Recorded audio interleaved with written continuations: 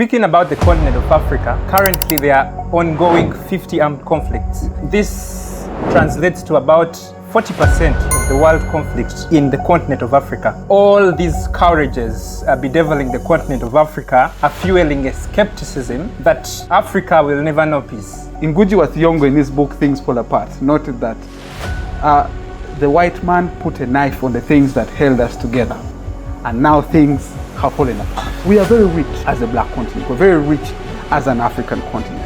And among the reasons as to why possibly we are having all these challenges comes from those mineral resources.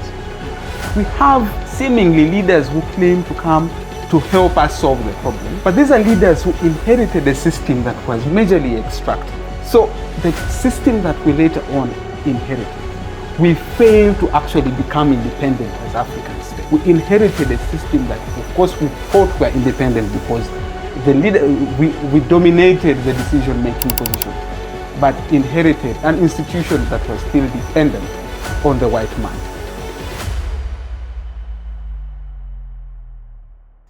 Greetings, dear viewers. I want to welcome you today to the youth perspective towards the Africa we want.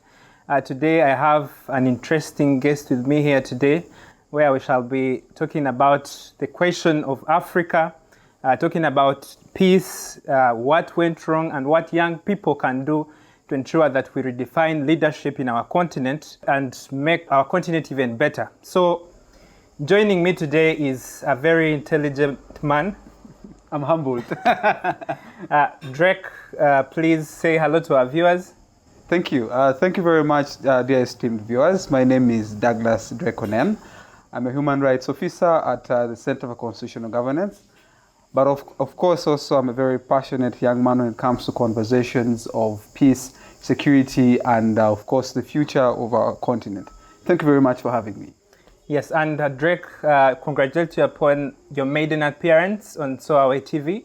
We are really glad to have you, and I look forward to a very interesting conversation with you. I am humbled, sir. Yes, so Drake, just to set the tone for this conversation and the general mood that will inform the deliberations we shall be having here tonight. Today we are talking about a topic that is very close to your heart. Based on the nature of work that you've been doing, we are going to be talking about the state of Africa. And speaking about the continent of Africa, currently there are ongoing 50 armed conflicts. And this translates to about 40% of the world conflict in the continent of Africa. In addition to these daunting statistics, we are seeing a resurgence of coups, mainly in West Africa. We are seeing the ongoing conflict in DRC and between DRC and Rwanda. We are seeing a civil war in Sudan. On top of that, we are seeing the rise of authoritarianism in very many African states and a gross violation of human rights. So this points to a leadership and governance problem. Now, all these scourges bedeviling the continent of Africa are fueling a skepticism that Africa will never know peace. And so that informs our conversation tonight. And interestingly, Africa has known peace before. In fact, there is evidence to suggest that before the white man came, Africa was actually an organized society. There's evidence to suggest that we were organized in the way we conducted our trade, our social way of life. And there's also evidence to suggest that in addition to Africa being the birthplace of man, we were for centuries at the center of world progress, contrary to what very many people out there say. But with the advent of Western imperialism, under the veneers of liberating Africa from what they termed as savagery, by introducing the three C's, that was commerce, that was Christianity, and civilization. We saw an imposition of a foreign culture, a culture that was alien to us, which fundamentally altered our dispensation of politics, economics, and our social way of life.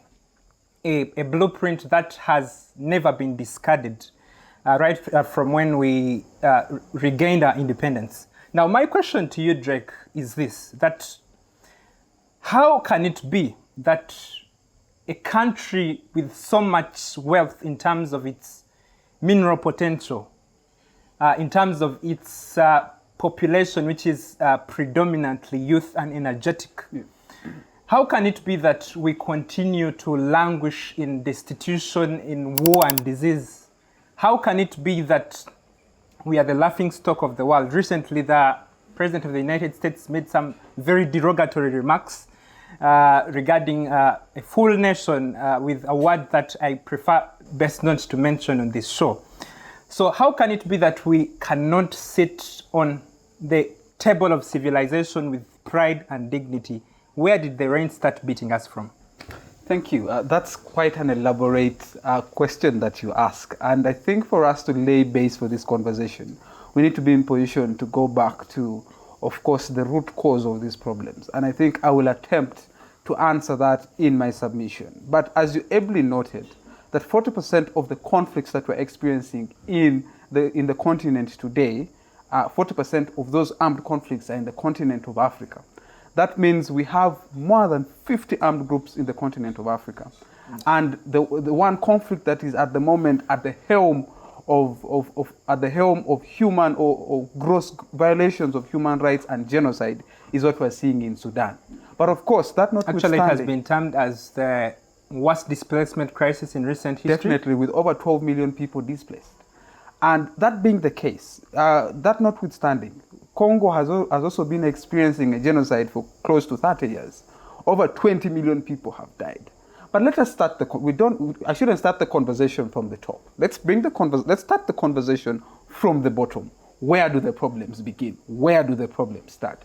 You know, Ngugi wa Thiong'o in his book Things Fall Apart noted that the white man put a knife on the things that held us together, and now things have fallen apart.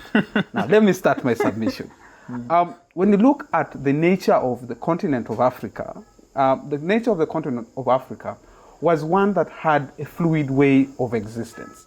This is a continent that was later on partitioned in Berlin in the years of between the years of 1884 to 1885. Of course, you know, this partitioning was much more of individuals coming together and saying, you take this part, you take this portion, take this portion. On what grounds? On grounds of coming to assert that control and dominance to extract mineral resources from this vast and very rich continent. But let's now understand the problems, the fundamental problems that we're experiencing as a continent. We are very rich as a black continent. We're very rich as an African continent. And among the reasons as to why possibly we are having all these challenges comes from those mineral resources. But let me lay this foundation and tell you and show you exactly how these problems begin. I'm going to use various nations to lay this basis. Allow me start with the Democratic Republic of Congo. The Democratic Republic of Congo was first controlled, or of course, let me use controlled or colonized by King Leopold II in between the years of 1894 to around 1906. Now, the period of the control of the Democratic Republic of Congo, then known as the Congo Free State of King Leopold II, was based on an extractive way of administration. That means King Leopold at that time was categorized as the richest man in the whole world, and the richest from what? From Congo's minerals. Yes, now, the administration of King Leopold was so extractive that he went ahead and cut off hands of African people who could not go ahead and collect these resources and give it to the people who are collecting these resources on his behalf. Now, the atrocities committed to the Congolese people on that basis was enormous. But guess what? In 1906, Congo was therefore later on handed over to the Belgian administration. Now, the Belgian administration, in its way of course, going ahead to cement or crystallize the extraction that was being done by King Leopold, we thought it could be different. But they still went ahead and established a foundation on an extractive way of governance or a way of administration of the Democratic Republic of Congo. They did this deliberately in a way that they made sure the Congolese did not attain education. And that's why at the time of independence of the Democratic Republic of Congo, a staggering or a close even not more than 20 people had a bachelor's degree. Now that lays a foundational premise for a leadership question in the Democratic Republic of Congo. Nice. If at the time of independence, DRC had no credible leaders who had gone through proper education systems, there were no elites in Congo. So that what does that lay? That laid a foundation of a huge leadership crisis, a crisis that later on we see Congo experiencing up to today. Now, how does this leadership crisis affect the Congolese? After Congo getting independence in the 1960s, we see Patrice Lumumba coming and later on being killed in less than 6 months upon office. And after that, what happens? Congo is in utter chaos. Shambles. Utter chaos. Yes. Remember, the Belgians did not create an elite system because they did not create elites. Their mode of administration was entirely extractive, taking away minerals from the Democratic Republic of Congo, knowing that these people will not get any form of independence. Later on Congo gets independence, but we are then really independent with a huge leadership gap that was existent in Congo. That's the first problem that we see. A problem that is not only synonymous with Congo, but also synonymous with other African countries, but with different contexts. Let me show you that context with Uganda. Actually, you raise a very crucial issue when you talk about how the infrastructure was deliberately created to extract and take minerals out of Africa. And if you even look at the current flight system in Africa, that there are more flights going outside Africa than there are more flights within African countries. Definitely. So it is indeed. Yes. So the first problem that we see there during pre-colonial and post-colonial Africa is a question of the leadership vacuum that is existent. The most and very fundamental problem that I think it's very important for us to have a conversation on is on the issue and the question of identity. Now, there are three presumptions that some literature do opine and propose or propound. That you see, the first presumption about the nature and state of Africa, the first presumption that they make is that one, that the nature and state of Africa, that there was no organized form of governance. Yeah, that is the first presumption. That if at all there was any organized form of governance, it was brought by colonialism. That's the first presumption. The second presumption is that law and order is as a result of colonialism. That there was nothing like law and order in Africa. That's another presumption that we must debunk as we go ahead and have this conversation. Yes. The third presumption that rides on the nature and state of Africa is the idea that the proliferation or the increase of ethnic conflicts across the continent is as a result of colonialism ending too soon. Those are presumptions that we must debunk, and this is how we are going to debunk it. Now, when the colonialists come into this broad Africa, this broad continent, and of course the various partitioned nations or states that we now call today, there were certain ethnicities or identities that were politicized. How so? Let me give you an example of Rwanda. When you look at Rwanda has predominantly three ethnic groups. Yes. It has the Hutu, the Tutsi, and the Twa. Now, in Rwanda, there was an organized, fluid, socio-economic existence that were between the Hutu, the Tutsi, and the Twa. The Tutsi were predominantly a cattle-herding community. The Hutu were predominantly agriculturalists. And the Twa were predominantly people who are dealing in pottery. Now, that is the nature, the fluid nature of existence that was in the state of Rwanda that we know as it is today. Now, Belgium, as the colonial master, of course after German, goes ahead and politicizes. Of course, Tutsis had an organized system that the Belgians wanted and used it to assert their control and dominance. They empower Tutsis. They introduce identity cards. In introducing identity cards, those identity cards gave access to the Tutsis in terms of where they can go, education, economic status, going ahead to infantilize the other groups. Now, so it made them superior to the other races. Yes. Now, the politicization of identity is something that emanates from colonialism. Let me use Uganda as an example. In Uganda, politicization of identity, when the British came, when they're using the so-called divide and rule policy, how did they do this? Buganda was a seemingly more organized group or a form of administration that the British used. So in them coming into Uganda, they politicized Uganda's identity by giving them more economic status, giving them more opportunities because they are collaborators. They held a more societal status than any other ethnic group that existed. Now, those politicization of identities that happened in the continent of Africa, those examples of nations that I've shown you, is as a result of most of the ethnic problems or most of the conflicts that we're experiencing in the continent today. Now, let me show you how in relation to what we're experiencing in Sudan as a state, in terms of, one, leadership vacuum, but two, the politicization of identities. Sudan as a state got its independence in the year 1956. Of course, Sudan was colonized by two factions, Britain and Egypt. Yes. But interestingly, it was mostly Britain who controlled Sudan. And the control of Sudan was the idea that we had the natives and the non-natives. You had the Arab Muslim and the black Arab Muslim. Now, the black Arab Muslim was categorized as a native. The brown or seemingly white Arab Muslim was characterized as a non-native. Among the reasons leading to the conflict that we're seeing in Sudan today is, of course, on the ethnic profile. Definitely. Of course, the war in Sudan has seemingly taken various transgressions in terms of it being a geopolitical war, among other reasons. But the war in Sudan has an ethnic profile to it. But even before we go far, in 2003 in Sudan, there was a genocide that happened in Darfur, what the term as the Darfur genocide in 2003.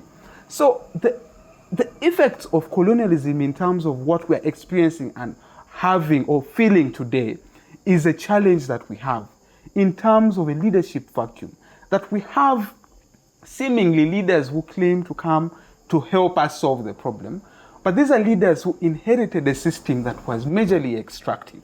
Let me show you how this extractive system... Let me first hold you at that. Yes. Actually, you bring a very, very, very enriching perspective to this conversation. Yeah.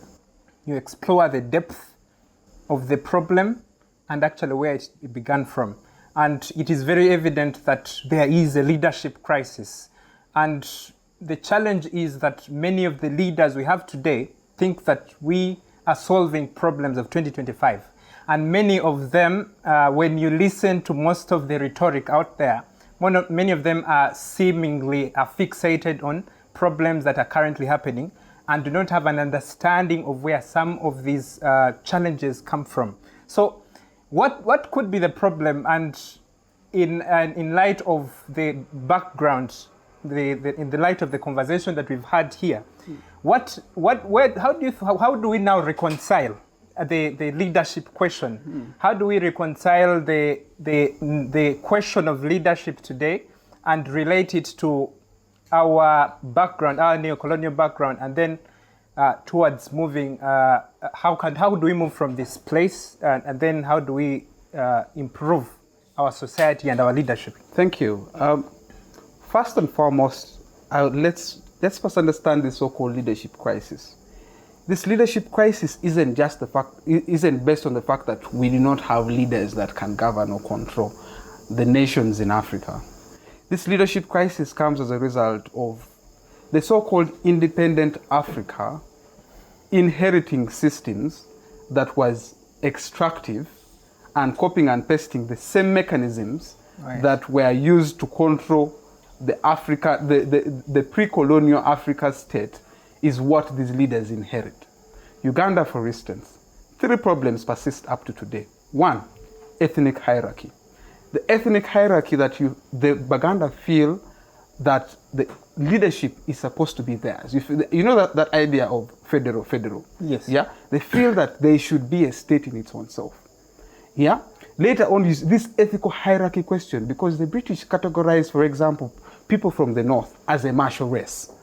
Now, they actually felt they had a birthright in the army in around in the years of 1985, in the times whereby Bizilio Okello went ahead and overthrew Obote's government because he felt that Obote was now trying to empower Langi officers in the army because of the identity question, busy the overthrows, they react and overthrow Obote, politicized identities. You see those problems emanating. Let us bring the context to today. We are having these subtle conversations about, we say SFC. People say, oh, SFC is dominated by predominantly people from the West or people looking in a particular way. Now, that still raises questions of identity. Identity has been extremely politicized, that almost every time that we have or we are experiencing conflict in any African country, it takes that route of identity. Nigeria, for example, the route of identity. What we're seeing right now, you find the Muslims and Christians killing each other. An example of what happened in Rwanda in 1994. Identity led to that conflict. Definitely. Burundi, identity led to that conflict. What informed the LRA? What informed the Holy Spirit movement of Alice Lakwena? They felt they were marginalized. They felt they didn't have a say in what led to that? Identity. So the politicization is a critical issue. Now, relating it back to the crisis to relate it back to the crisis or the leadership vacuum that we're experiencing. I don't think we're having a leadership. Okay, we could be having a leadership vacuum. Yes, we do have a leadership vacuum. But what we need to understand that these leaders inherited the post-independent leaders inherited a system that was extractive in nature. Yeah, for Uganda as an example, the way of governance, you later on see the 1966 Kawaka crisis, because the question of legitimacy, Buganda wanting to be more dominant on superior. You see Obote doing away with kingdoms. Yes. That's one example. So the system that we later on inherited, we failed to actually become independent as African states. We inherited a system that, of course, we thought we were independent because we dominated the decision-making positions, but inherited an institution that was still dependent on the white man.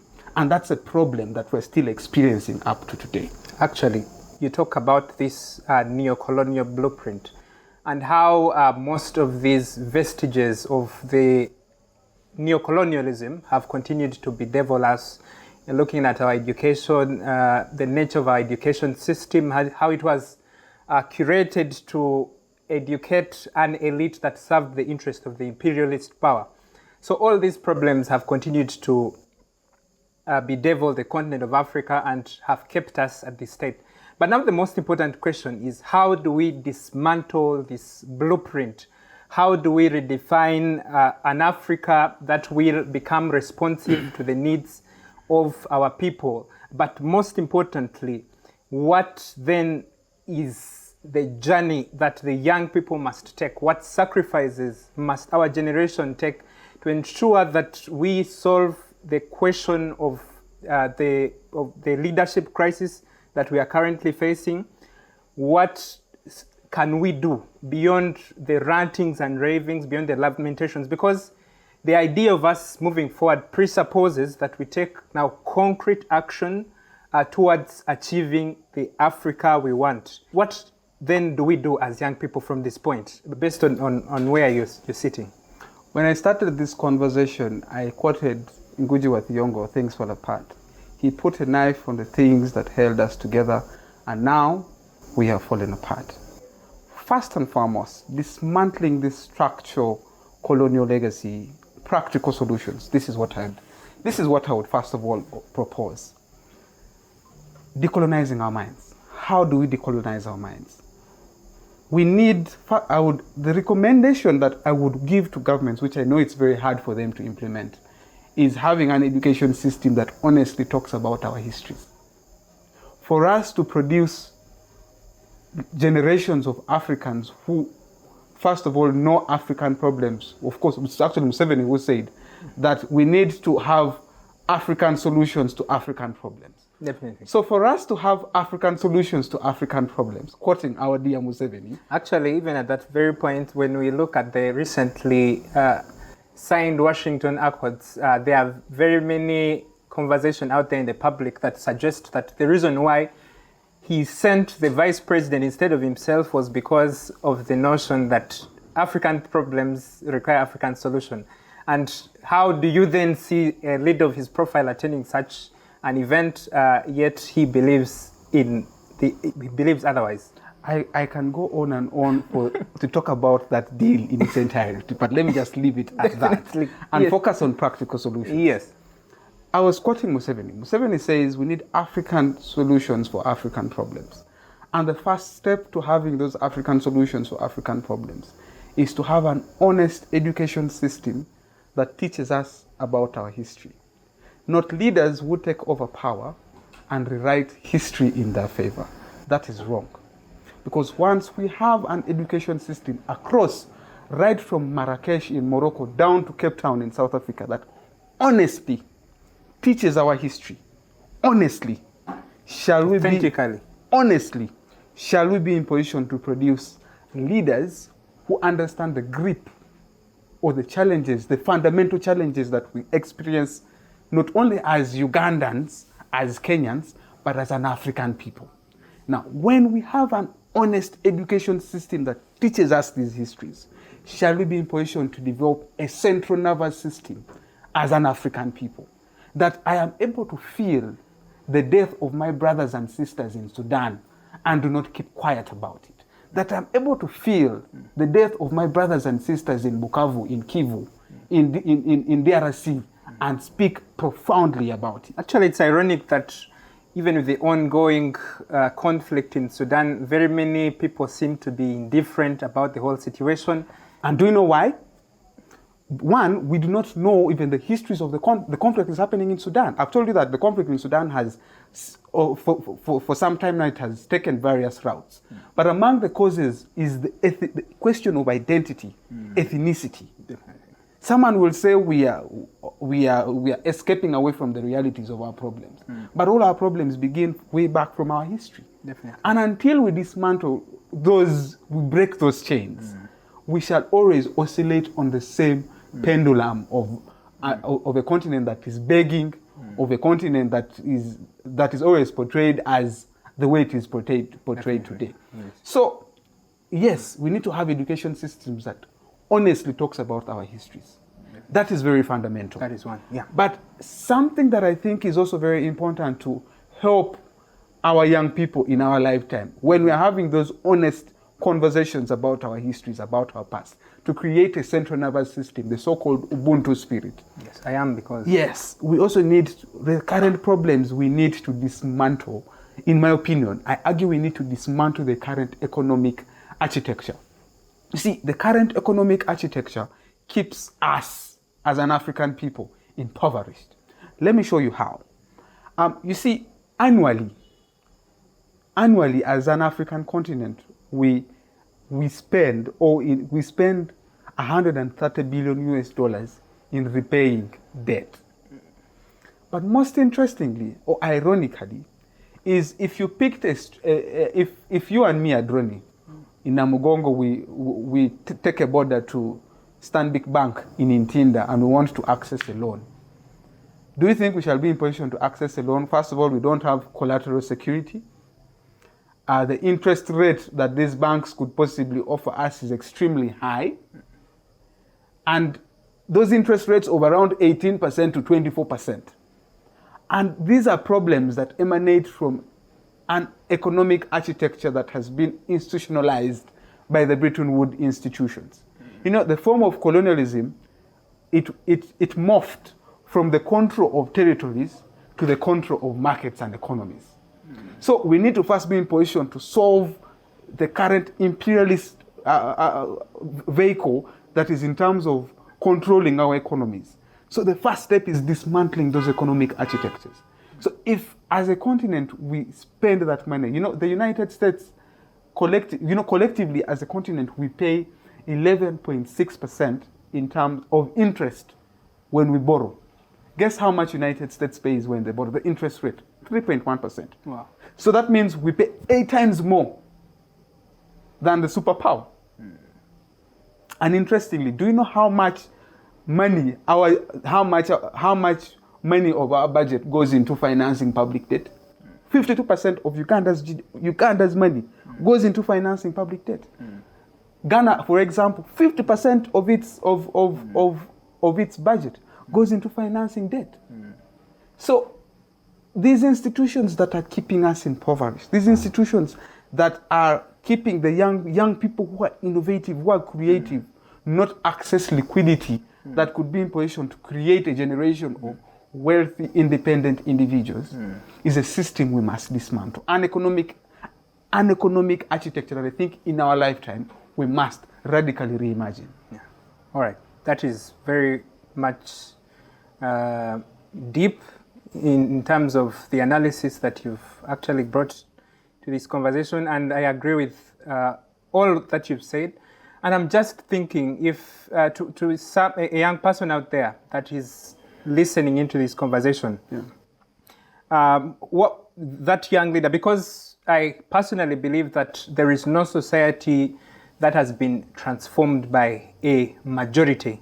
It is always a critical minority that takes on this mantle to actually drive change in any society. And for us now to have that critical mass, for us to nurture a young breed of leaders who are alive to these challenges, who are alive to these problems, who are aware of this history, it is going to take a lot more than sitting at home and watching TikTok the entire day and wasting away. And yet there are real concerns that we must address.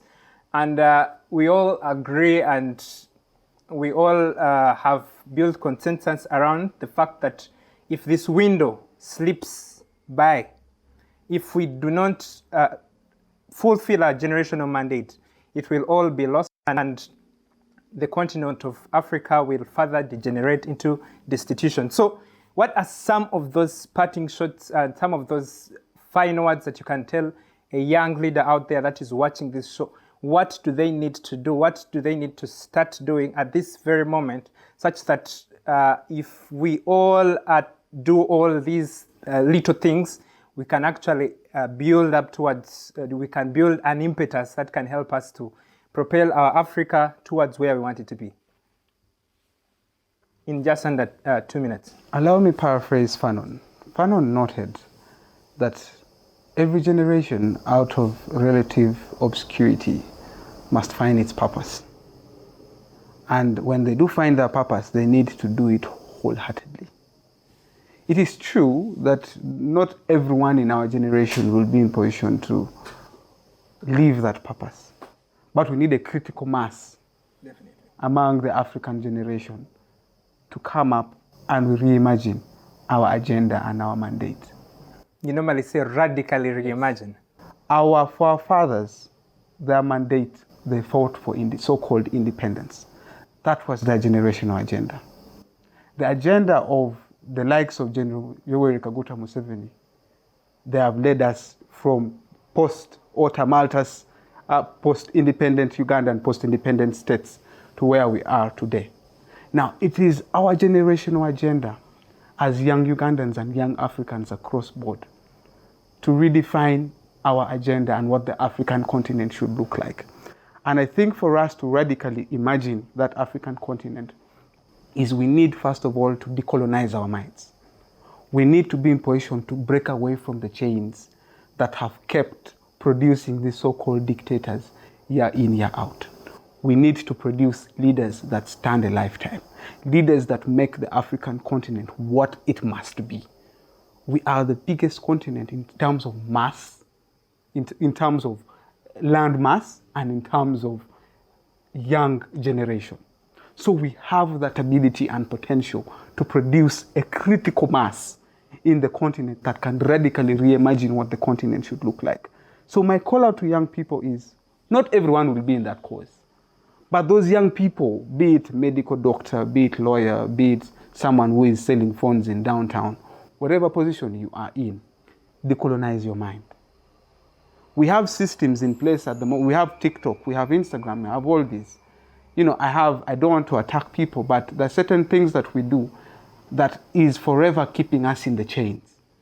We are failing to decolonize our minds and be free. You know, Bob Marley, I do listen to a lot of reggae as well. Bob Marley, I think in one of his songs talks about emancipate your mind, liberate your mind. Until we liberate our minds, as an African people, as we Ugandans, and I look at Adroni as a Ugandan, as an African, not as an Alu, as an Acholi, as a Munyankole, as a Muganda, but I look at you as my brother who is a Ugandan. Shall we be in position to take this African nation forward? So that means we need to decolonize our minds, radically reimagine what the continent should look like, and of course, lay the bricks for nation building and let the next generation take it on from there. Otherwise, it's been lovely having this conversation. I love talking about the continent, the conflicts, and what leadership should look like for our lifetime. And I think if we dismantle these economic architectures, if we decolonize our minds, if we read, we need to read as much as possible. When we read, we share ideas objectively, respectfully, because it's very important. You can disagree, we disagree and agree. And that's what makes comrades, and that's what makes the next breed of leaders that can take this African continent and Uganda and all the African nations forward. Otherwise, it's been lovely. Thank you. And to our viewers, I hope we can share your comments and we keep the conversation going. So there you have it. This has been the youth perspective towards the Africa we want. You've heard it from the man himself, Douglas Onen, who has indeed helped us deconstruct the nature, the scope, and the depth of the problem, but has also gone ahead to inform us what our generation can do. And with the principal focus on decolonizing our minds and arming ourselves with information about our history, because it is this history that will inform the actions that we take today and help us build towards the Africa we want. So there you have it. We have come to the end of our conversation today. What do you think about the conversation we've had? Waiting to hear from you in the comment section and listening in from you and what you have to say about this topic. It has been lovely having you. I remain Adroni Rodney. See you next time. Bye-bye.